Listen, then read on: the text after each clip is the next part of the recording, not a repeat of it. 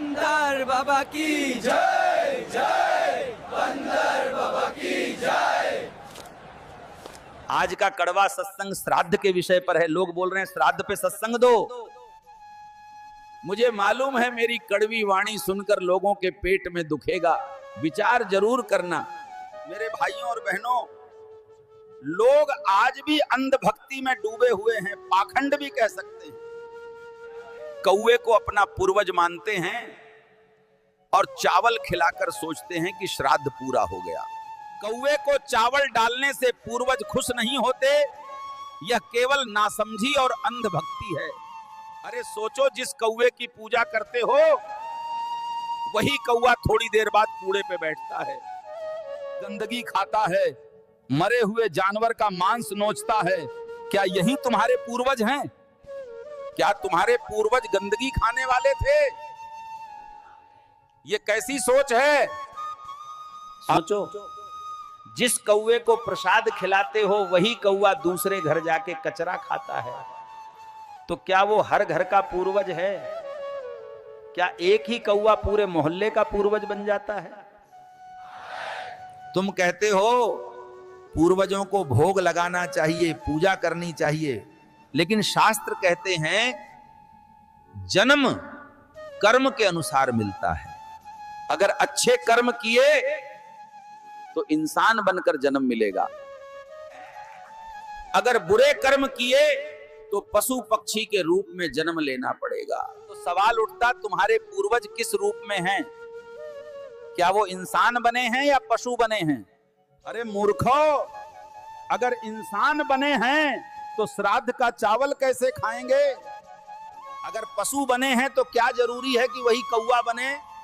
भाइयों, ये सब अंधभक्ति है। तुम कहते हो श्राद्ध से आत्मा तृप्त होती है, लेकिन आत्मा अमर है, भूख प्यास से परे है। आत्मा को चावल रोटी से क्या लेना? आत्मा को चाहिए प्रेम, सेवा और सद्कर्म, और वो भी जीते जी, न कि मरने के बाद।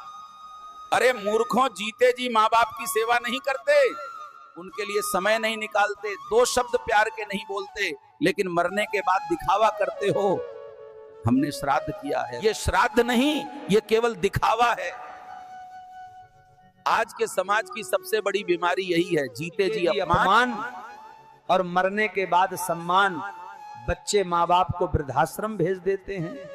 जिसने जीते जी माँ बाप की सेवा की, जिसने आराम, प्यार और सम्मान दिया, वही सच्चा श्राद्ध करता है। उसका हर दिन, हर कर्म पूर्वजों के लिए श्रद्धांजलि है। तो केवल रस्म निभाता है, उसका कोई श्राद्ध नहीं।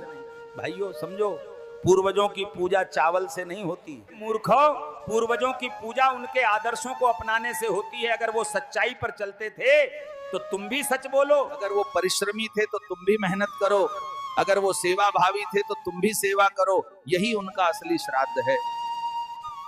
ये मजाक नहीं तो और क्या है।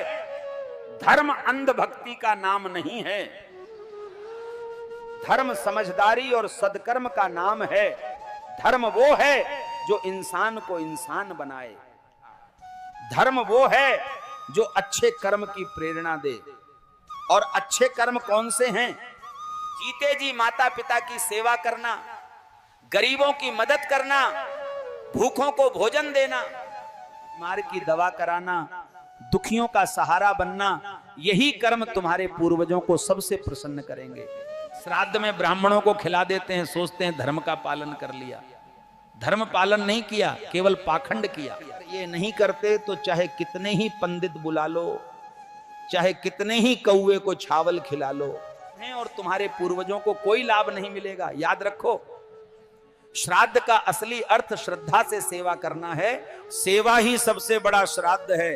आज प्रण लो, जीते जी माँ बाप की सेवा करेंगे। यही असली धर्म है, यही असली श्राद्ध है। सीताराम।